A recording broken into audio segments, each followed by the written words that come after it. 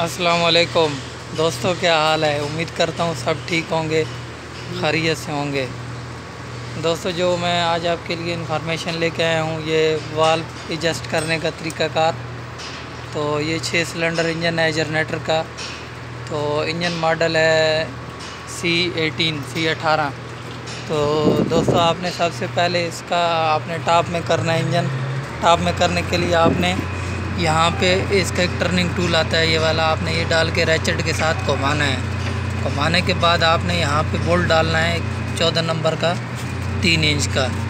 तो जब वो बोल्ट अंदर लॉक हो जाएगा तो याद रहे कि इसका बोल्ट 2 जगह में लॉक होता है, और एक नंबर टॉप में और दूसरा जौन सा है वो 6 नंबर टॉप में होगा। तो ये याद रखना है कि 1 नंबर पहले टॉप करना है।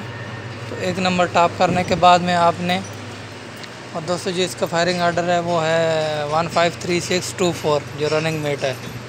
तो सबसे पहले आपने ये इन दोनों को करना है 15-25 पे होगा, 25 पे इंचेस में, 25 पे एग्जास्ट और इनटेक जो है 15 पे।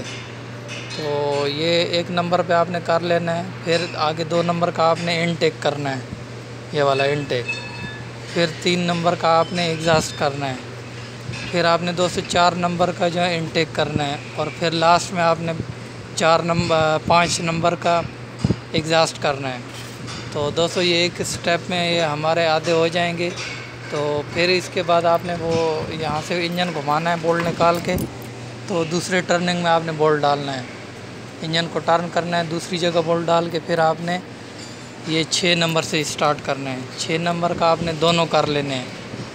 तो 6 नंबर के बाद में फिर आगे इसी तरह पहला इनटेक आएगा, फिर आउटर आएगा, फिर इनटेक, फिर आउटर। तो इसका हमने पहले 1 नंबर का दोनों कर लिया, इसको नहीं टच करना है। तो दोस्तों, इसका यही तरीक़ाकार है।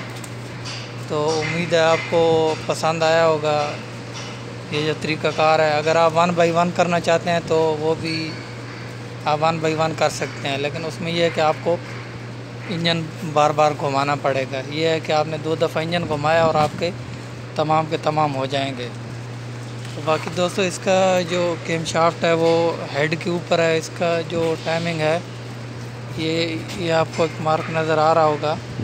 इसके अंदर अभी गियर तो मुझे मौका नहीं मिला वीडियो बनाने का, नहीं तो मैं ज़रूर आपके साथ शेयर करता। बस इसका आपने इंजन में टॉप में करके इधर 2 आइडलर गियर है, और इसका जो केम शाफ्ट का जो गियर है उसकी जो डावल आती है वो आपने ये जो निशान है इसके साथ सीधा रखना है। तो इस तरह आपकी टाइमिंग भी सीधी हो जाएगी। तो दोस्तों, उम्मीद करता हूँ कि आपको ये इन्फॉर्मेशन पसंद आई होगी छोटी सी। तो अगर पसंद आई है तो ज़रूर लाइक करें, शेयर करें दोस्तों के साथ जो इस फील्ड से रिलेटेड हैं, तो ताकि किसी न किसी दोस्त को फ़ायदा हासिल हो जाए। तो और दोस्तों, चैनल को भी ज़रूर सब्सक्राइब करें ताकि नेक्स्ट आने वाली वीडियो ज़रूर आप तक पहुंच सके, ताकि आप दोस्तों को फ़ायदा हो। और अगर दोस्तों कोई कमी पेशी रह गई हो तो आपने जो सीनियर हज़रात हैं वो ज़रूर कमेंट्स में मेरे साथ शेयर करना, ताकि नेक्स्ट टाइम मैं भी कोई गलती ना कर सकूं। ओके दोस्तों, अल्लाह हाफिज़।